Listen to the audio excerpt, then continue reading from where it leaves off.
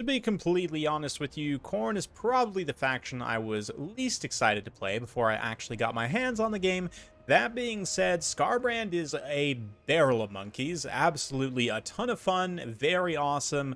I have to say, I did not expect to like him as much as I did. And Khorne in general, just that fast, aggressive, hard-hitting playstyle. Not as fast as Slaanesh, obviously, but just more straightforward, in-your-face brutality. I am quite a big fan of. The biggest thing with Skarbrand, of course, is the ability to charge up extra weapon strength via getting kills, which it's not reflected on the unit card right here, right now. We'll take a look in battle. Stormrunner, I gotta give a shout out to Stormrunner. Credit to him. I saw on one of his replays that he sent me to cast on the channel, he actually used this breath attack before engaging with Skarbrand to get some extra weapon strength. So we're going to try that out here and see how well it works for me. Starts out with 620 baseline, which is already just insane. Crazy good stat line. 50 defense, maybe not as strong as you would expect, but certainly one of the strongest, if not the strongest, melee monster in the game.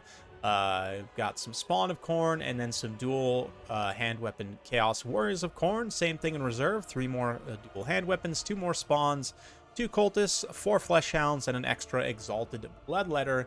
The idea here is everything just has super high weapon strength, right? Between the Warriors of Khorne with 52, 190 for the Spawn of Khorne, 65 for the fleshhounds. Then, of course, Skarbrand increasing his weapon strength over time by getting kills.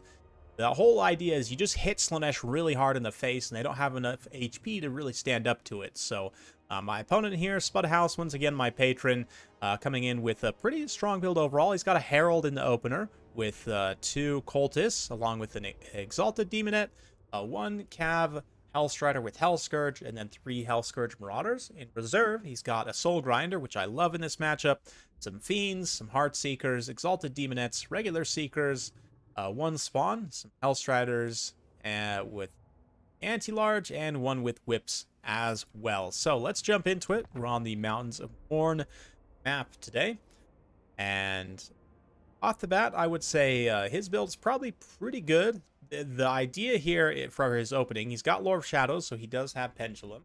The idea here with the opening is he's going to have this Marauders to sort of fix in the front, and then come forward and summon Demonettes behind the lines of my Khorne forces in order to immediately get a collapsing rear charge along with the Pendulum. In theory, should be able to break a line of infantry extremely quickly, and that is definitely true. But the other thing yet to consider is just the charge from these angry warriors and the angry spawn. I mean, 42 charge and just insane weapon strength from the spawn. Same thing here. That's very high charge, especially considering that's 35 charge on 100 models, right? 35 times 100. And realistically, maybe only 25% of them will get into base contact on the first charge. But even still, that is a lot of extra weapon strength. Of course, since charge bonus applies to both melee attack and weapon strength, most of you know that, but just thought I'd point that out. Here comes Skarbrand, rolling around looking for a good opportunity for a breath attack. Let's see. Kind of does a little pump fake there, fully commits there, and gets a good amount of kills on that roast. Not too many, maybe about 20 or so kills. Let's actually check. Yeah, 22 kills. Puts him up to 710 weapon strength. You can see there an extra 4%. And when you have so much weapon strength to begin with, every 1% actually is a substantial amount of extra weapon strength, right? So nice little play there. And while it's not crazy good, you definitely want to be cycling in and out with him anyway to take advantage of this charge bonus and not leave him in sustained combat for too long. So taking advantage of the breath attacks to charge up his weapon strength. I'll be honest, I had completely discounted the breath attack at first. I mostly in the early access was not taking it at all because I just didn't think it was impactful enough to be worth it. But realizing now it's just a way to generate some extra weapon strength without even having to commit to melee. Definitely see the advantage there, but I'm just going to go straight in on these Exalted Demonettes. I'm going to sort of get a little bit surrounded here, but my opponent doesn't have enough high mass units to really stop me from doing this. His cavalry's gone over, try and contest this objective, so I can just kind of come in here, get a little charge. I'll take a little damage, but again, charge up some more kills, up to 740 weapon strength, pull back to my triangle of chaos here. And we're going to get a nice big melee engagement. Man, I didn't notice Skarbrand has got his tail chopped off too. He's got like a little nub right there. Interesting. Very, very interesting. Another breath attack. Since we're just in this kind of early positioning slash skirmish phase, more kills, up to 52 now. And we've just about got to 800 weapon strength, so this is the whole idea, right? Again, you just maximize weapon strength against Slaanesh as much as possible. Just hit them hard. It's what they don't like, right? So here come the Marauders now.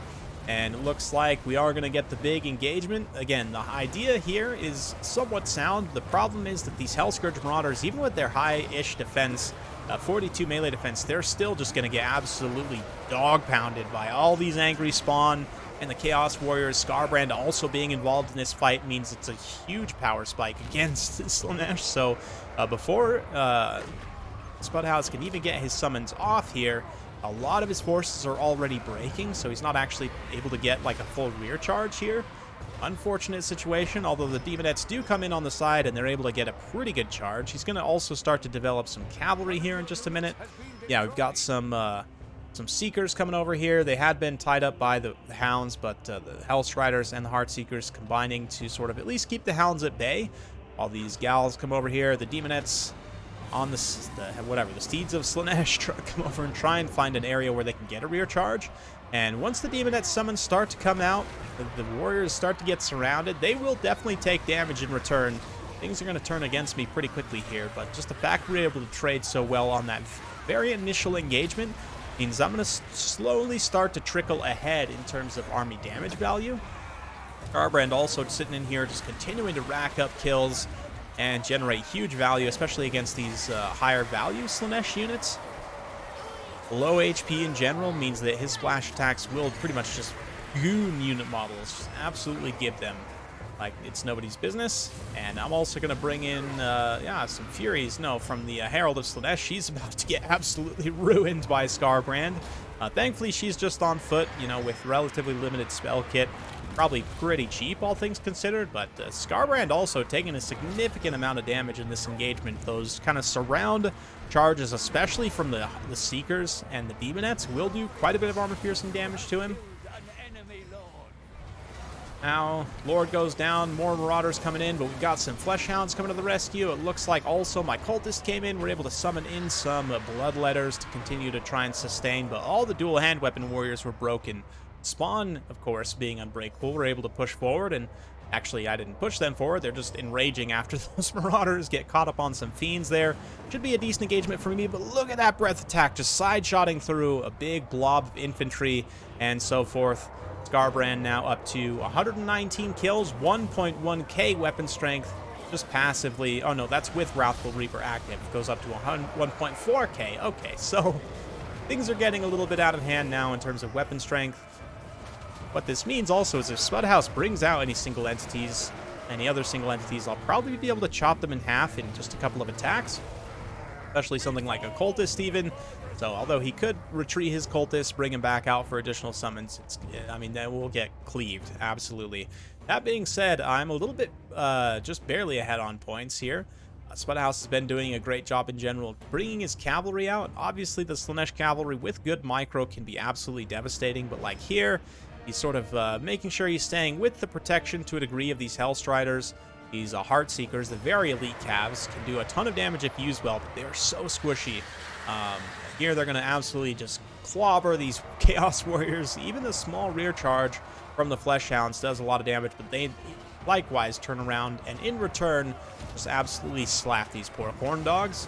Just turn them into crab fillets. So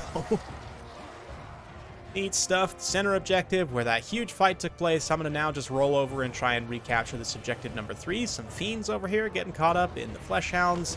A few Hellstriders as well. Skarbrand just axe yeet in the ground. And we're going to bring down that big Sword of Khorne spell here just to try and really end those Fiends as quickly as possible.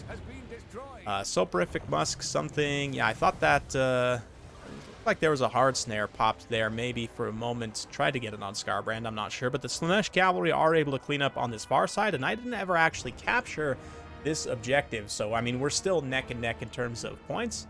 Army damage value wise, you might think I'm pretty far ahead, but actually I'm probably only realistically about 1,000 or so points maybe like 1,200 points ahead, which is a pretty good amount, don't get me wrong, but certainly nothing that's completely unrecoverable. But this kind of mid-game, I'm just going to kind of chill here for a second, go capture that objective number 3 momentarily, focusing my micro, trying to decide on what to bring in where. Definitely these warriors getting isolated and just ripped apart by Angry. Again, I say Angry, they're actually probably having a grand old time, all of these Slaanesh units. Just taking great pleasure in ripping them limb from limb. But speaking of which, Angry Khorne spawn might have something to say about that. They're going to charge on through here and pressure those Slaanesh cavalry to run in the opposite direction. Seekers of Slaanesh maneuvering away. The Heartseekers also still online. Let's see, they do not have their little buff. I guess they have to be having units wavering nearby, and spawn being a fool does help them in that situation, right? Let's see here. Just bringing some units back around to the fold. Trying to keep units alive as much as possible. We'll keep the action here, as this is where most of the fighting is for the time being. Again, another great collapse from Spudhouse here. Just absolutely alpha striking the Chaos Warriors there. Just multi-charging. We're going to see more summoned Bloodletters, though, along with the Spawn to just try and contest this objective. The Spawn, particularly with their high capture weight and the fact that they're unbreakable, will be great for trying to hold this objective in place, even against like 2 cavalry units, right? They have the same capture weight as 2 full health cavalry units, so should be able to contest there. That being said, my opponent now coming in the center, Spudhouse trying to capture objective number 2. I've just finished off objective number 3. Pretty good stuff. That being said, Khorne Fleshhounds crumbling, and the Occultist getting caught in a very bad situation, although he is holding up all these Seekers and whatnot. Can keep him pinned in place long enough. Fleshhounds are coming to the rescue. Looks like the Heartseekers are actually going to directly countercharge there. They have not quite paid for themselves yet. Might potentially be able to, but unfortunately the pathing started working against Spudhouse, where they're not able to cleanly disengage and charge in. They end up kind of engaging a little bit piecemeal and taking some unnecessary damage. It is unfortunate. One thing I definitely think this game needs a big improvement on is unit pathing, and I think a lot of people would agree with that. Kind of unit responsiveness, and it's particularly cavalry having a hard time disengaging. But let's get back to the star of the show. Skarbrand now up to 150 kills, almost 5,000 damage value.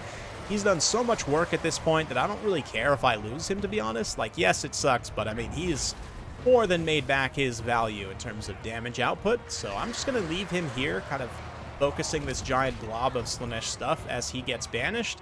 He'll make his final stand while I bring in some more spawn, bring in some other reinforcements to try and win this engagement right here.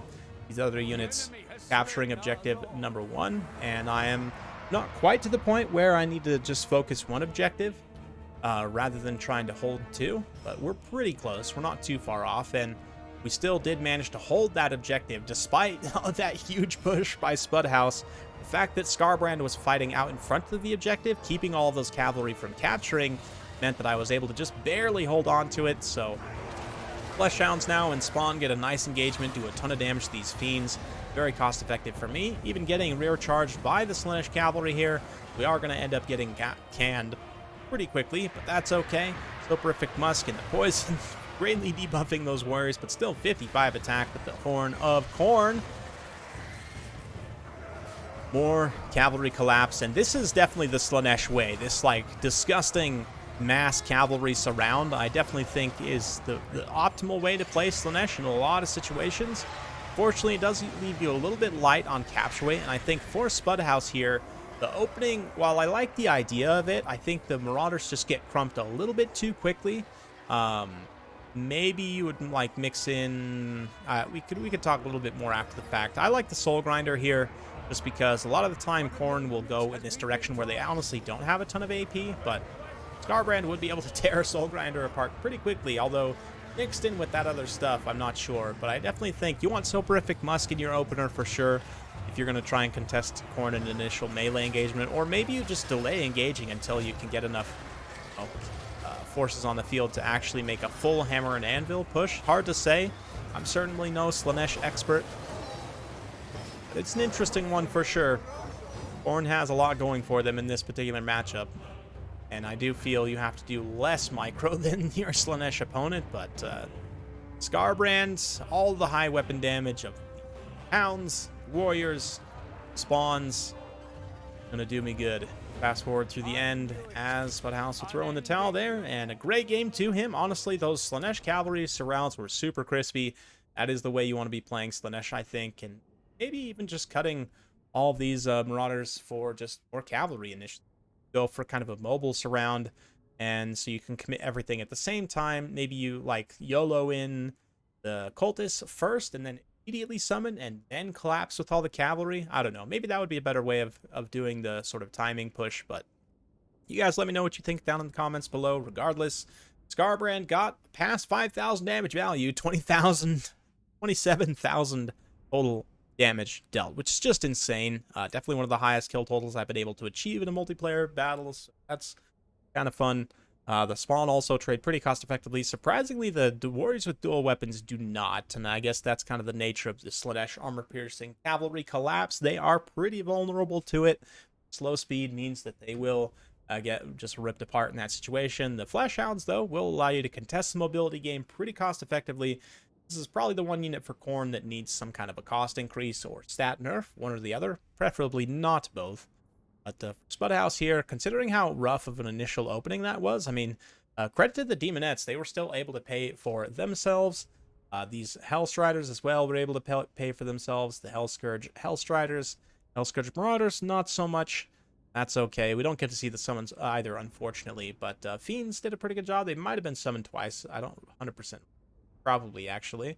But the Seekers and the Heartseekers, I mean, the armor-piercing cavalry, very good against the Khorne infantry and just Khorne in general. You saw even in a surround there on Scarbrand, they were able to do a ton of damage, but taking it hard in return, as Slaanesh does often. Anyway, hopefully you guys enjoyed watching this. If you do like this sort of content, be sure to like, subscribe, hit that bell notification. Every time I upload a new video, you'll be notified. Thanks again. We'll see you next time.